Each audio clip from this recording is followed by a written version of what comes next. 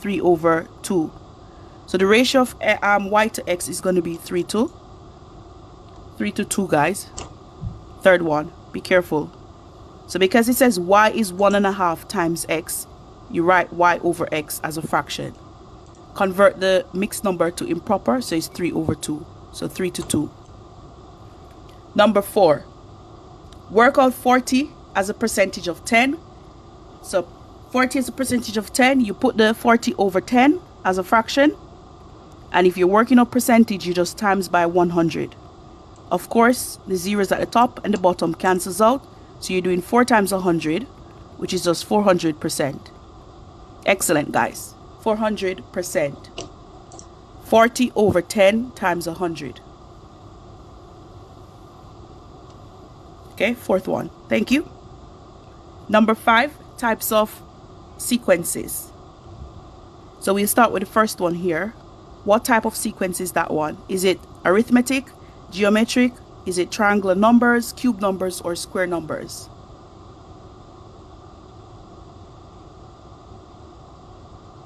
It's not all multiple choices. Okay, the first few at the front, they're quite easy. Alright, thank you guys so much. That's a geometric.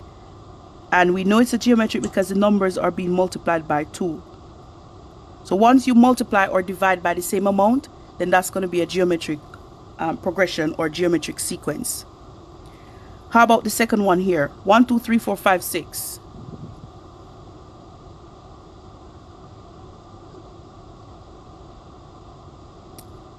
Not every question is multiple choice, guys. This one is arithmetic. You're adding by the same amount, which is 1. So that's arithmetic. Excellent. Number 3 here. 1, 3, 6, 10, 15, 21. What type of numbers are those?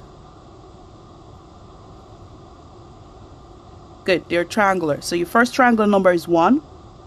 And if I'm going to make the number 3, I am going to add 2 more circles to that. But I need to keep it in the shape of a triangle. So I add 2 more circles at the bottom here. And I make a triangle. Make the number 6. I add 3 more circles. 1, 2, 3. I still have a triangle. If I add 4 more circles, that makes my number 10. Okay, so definitely triangular numbers, this one. How about 1, 4, 9, 16, 25, 36? Those are square. Excellent. So 1 squared is 1, 2 squared is 4, 3 squared is 9, 4 squared is 16, 5 squared is 25, etc. And then of course the last option is cube. Yeah, so these questions here at the front, quite easy. So ensure that if you get questions similar to these, you're not throwing them away. Okay. Question 6, this is a crossover question. We did this one on the foundation paper last Sunday.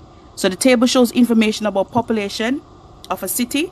So from 2001 to 2011, the population went from 420,000 to 480,000. Then Liam is working out the population increase. So he did 480,000 minus 420, which gives him an increase of 60,000. So that increase is correct, because if you subtract them, you're going to get 60,000. And then he's working out the population in 2021, which is 10 years, the next 10 years. Now, assuming that the population is increasing by the same percentage, because that's what the sentence says here, it will increase by the same percentage, then it means that from 2011 to 2021, it's going to be 60,000. That's going to be the increased amount. So for this question, for 3 marks, you need to work out the percentage change. So the change, which is already there, is just 480,000 minus 420,000. And that gives you the 60,000. That is your change or the increase. Okay, so the same thing as the increase. So to get the percentage change from 2001 to 2011, we're going to put 60,000 over the original, and the original figure was 420,000. Okay, so we're going to put that over 420,000, and we times that by 100 to get the percentage change. Now if you put that on the calculator, remember it's a calculator paper, so just put that on the calculator, you're going to get 14.3%. So that's the percentage change from 2001 to 2011. Now we're going to do the second percentage change from 2011 to 2021. And assuming that it's going to be increasing by the same amount, we're still using the 60,000 here for our increase. So 60,000. And now our new original amount is going to be the figure from 2011. So it's going to be 480,000 in your denominator. So 480 in your denominator, and then times that by 100. Pop that in the calculator, and you should be getting 12.5%. Now we can compare both, and we can see that increase. So 60,000 are not the same. So to answer the question, does the population of 540,000 match his claim? And that's going to be a big no, because the percentages are different. Okay, thank you guys so much for the likes and the shares and the follows. Much appreciated. Different percentages. Okay, so that's a no for 3 marks. Question 7. On 3 days, Ali throws darts at a target. Here are his results. So this is another crossover question that came up on the foundation paper. So the question asks us to work out 2 different estimates for the probability of Ali hitting the target. So if we're looking for the probability of him hitting the target, then we're going to look at the table that says number of hits, the column that says number of hits, and the column that says number of throws. Those are the 2 we're focusing on. Now for this particular question, you could write down multiple options for your probability. Okay, but you only need 2. You could put 15 over 20, 22 over 30, 17 over 40, 54 over 90. You could even add 2 of the number of hits and put it over the total. So you could have multiple. So I'm just going to write down first few. Let me just pick 3, any 3. So it could be 15 over 20 as 1. It could be 22 over 30. It could be 17 over 40. Or you could have 54 over 90. Okay, etc. So you just pick any 2. Alright, so I'm going to use 22 over 30. And I'm going to use 54 over 40. 54 over 90. Okay, so you could pick any 2 of those, guys. Any 2. Now part B says, which of your answers is the better estimate for the probability? So because the denominators are different, the 2 that I chose, they have different denominators, then I'm going to have to make them a common denominator. Okay, so let's make the denominator the same. So we have 22 over 30. I'm going to get that to be a denominator of 90. So I'm going to multiply the top and the bottom by 3. So that's going to be 66 over 90. And I'm comparing that with 54 over 90. Now we're looking for the one that is closest to 1. Okay, that's going to be the most accurate one. The one that is closest to 1. And we can see that 66/90ths. That's closest is going to be the better estimate. So we use 66 over 90. So 22 over 30, let's put that. And the reason, you can put more throws, something like that.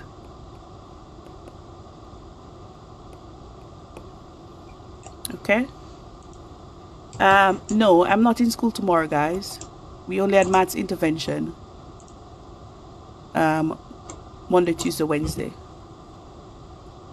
Okay, so that's 7B. Question 8. Theo starts with savings of £18. Another crossover question, guys.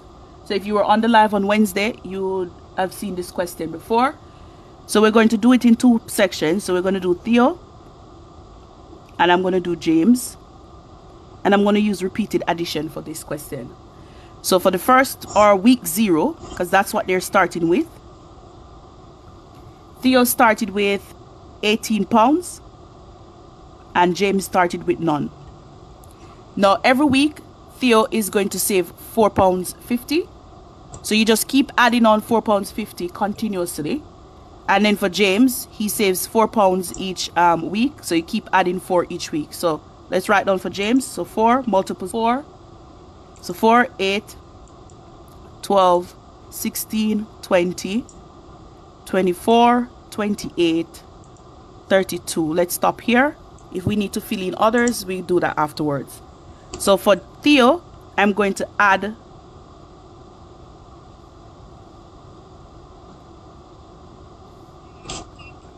£4.50 each time.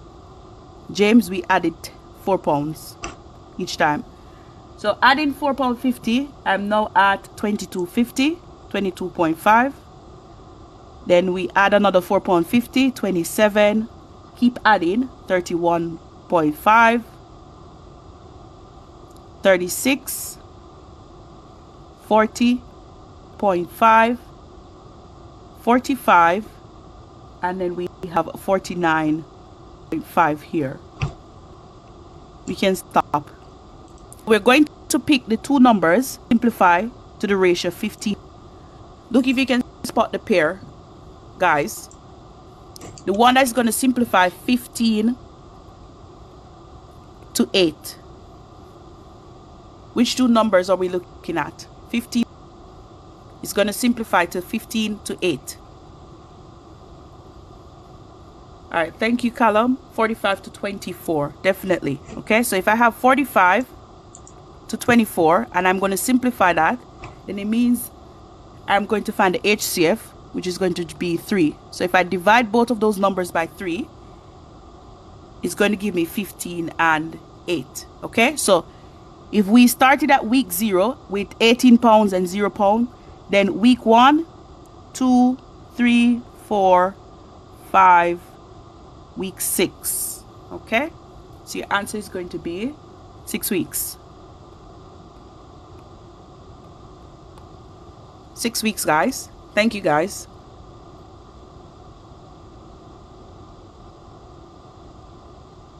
How do we know? So you have to look at the one that has a common factor, which is going to simplify it to 15 to 8. Thank you, Amanda, for the roses. Much appreciated. So you look at the pairs. Look at the pairs here. Are you going to look for one that has a highest common factor, which is going to simplify it to the ratio 15 to 8. Thank you, Amanda. Much appreciated. Question 9. The length of each side of a regular pentagon is 8.4 to 1 decimal place. So we have a number rounded to 1 decimal place to give us 8.4. So we want the error interval. So you're writing down the number before you round it. Or we're writing down the range of numbers that before we round it, okay, gives us, when we round it to 1 decimal place, it gives us 8.4. So for this, the degree of accuracy is 1 dp. So you're just going to increase your number by 0.1 and decrease it by 0.1, and then you find halfway between. So 1.1 less than 8.4 is 8.3, and 1 above is 8.5. Now you find halfway between those two. So halfway between 8.3 and 8.4 is 8.35. And halfway between 8.4 and 8.5 is 8.45. So that's your error interval. Yes, this is a crossover question.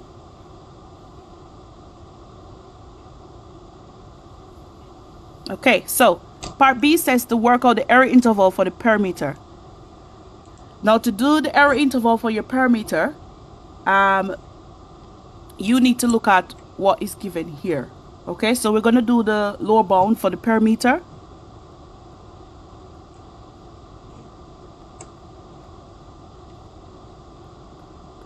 And then we're going to do the upper bound. Okay, so using the lower bound, which is 8.35, because it's a pentagon and it's regular, all the sides are equal. So you could just do the lower bound 8.35 multiplied by 5.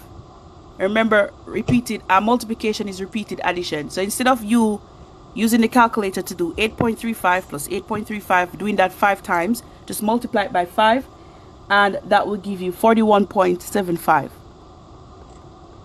And that is going to go here on your line for the lower bound, 41.75. And then to do the upper bound for the parameter, you take the 8.45 from part A, multiply it by 5, and then that will give you 42.25. For 1 mark, guys. Feel free to use your calculators. This is a calculator paper.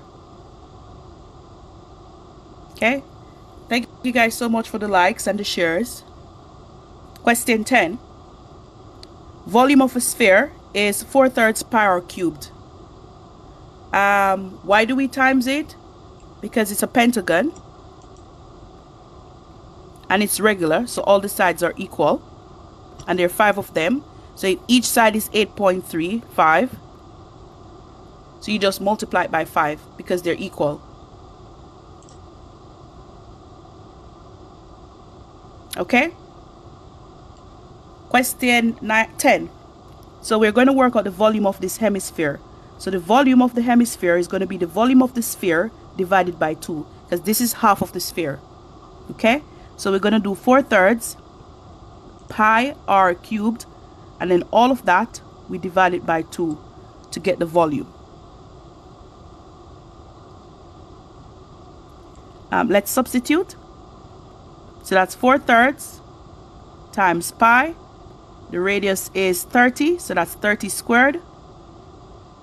And then divide all of that by 2. Just put all of that on the calculator, because it's a calculator paper. Why do you divide? This is half of the sphere.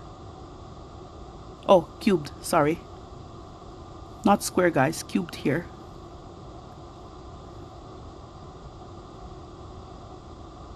Okay, cubed in the formula. We divide it by 2 because this is half of the sphere.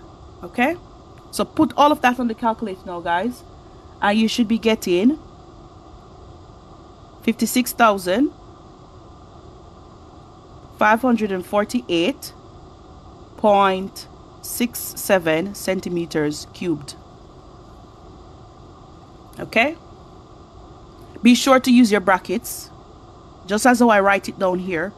Open brackets and put in everything, close the bracket, and then divide it by 2. Or if you have the fraction bar on your calculator, you can use the fraction bar.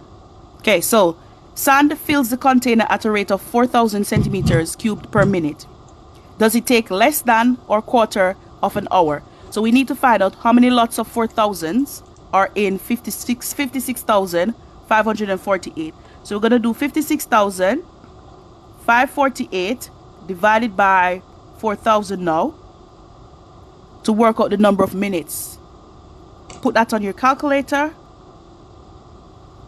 and you should be getting 14.14 minutes. Now the question asks you, does it take less than quarter of an hour? We know 1 hour is 60 minutes.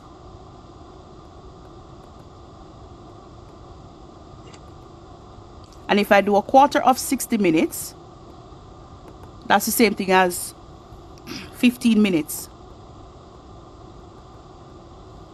Now comparing these two, the 15 minutes and the 14.14, we can see that 14.14 is less than 15 minutes. Now because it's less, then your answer is going to be yes.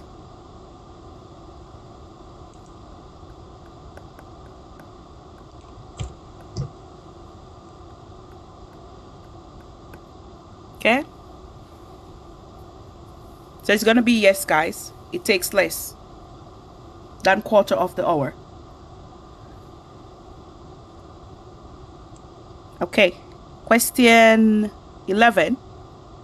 2 ordinary fair dice are rolled. Complete the tree diagram. Probability is out of 1. So if the denominator here is going to be 3, then it's going to be 3 out of 3, which is the same thing as 1. So if this is 1/3, then this is going to be 2/3. And you repeat the same thing over here and fill in the diagram for easy 1 mark. Okay, that's 1 mark. Abigail, this is higher, but these are some of the crossover questions. That is also on the foundation paper. Work out the probability that both dice land on a number less than 3. If we're looking for less than 3, we're looking for this branch of the tree diagram, 1/3.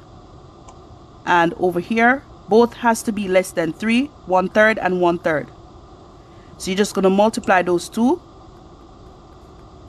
1/9. Why is it 3/3? Because probability is out of 1. The chance of something happening is out of 1. So when you do probability, your probability can range from 0 to 1. Anywhere between 0, from 0 to 1.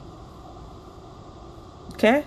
So because this particular fraction is out of 3, that's why I put 3 out of 3 there. So you can see where the 2 comes from in the numerator. Why you times and not add? Because it says the probability both of them will land on the less than 3. So it's 1/3 and 1/3.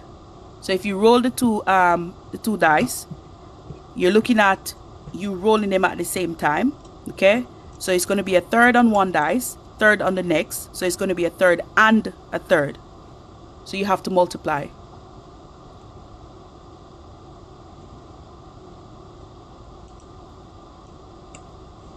Question says, work out the probability both lands on a number less than 3. Less than 3. So you have to use a third. This one and a third over here. Okay. Part C. Work out the probability that exactly one of the dice lands on a number less than 3. So the 2 dice are being thrown, and we're going to look for the combinations that has exactly 1 that lands on a number less than 3. Okay, so let's go back to the diagram, and we're going to look for those branches that has exactly 1 that lands on a number less than 3. So if we look at the first branch, we have 1/3, which is less than 3. Okay, so we need this here. And it says exactly 1.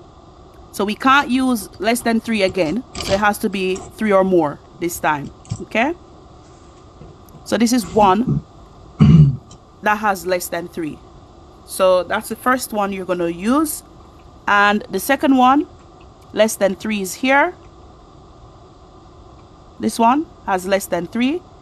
And that goes with 3 or more. Okay. So out of these 2, you have to have it one time. Once. Here. So that's 1/3, 2/3.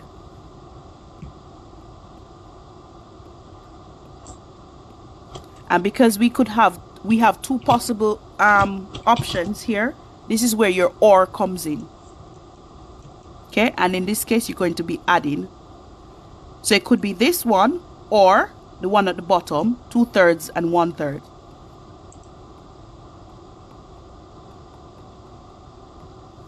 So this is 2/3, 2/3 plus 2/3. Okay, 2/3 plus 2/3, and that gives us 4 over. No, not 3. 9 at the bottom. Okay, remember it's multiplication, guys. 3 times 3 is 9. 3 times 3, 9. So this is 4 over 9 now for your answer. 4 9ths.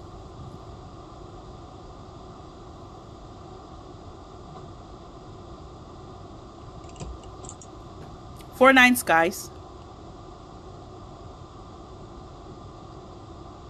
Okay, so you have 2 possible option, this one or the one at the bottom, so you have to add them. Okay, question 12. This one asks us to work out the gradient of a straight line. Okay, so gradient, whenever you do gradient, it's going to be the change in y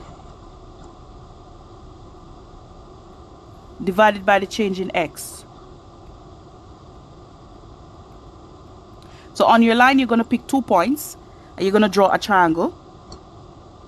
So I'm going to use this point here in the corner of the grid, and I'm going to use this one here in the corner also.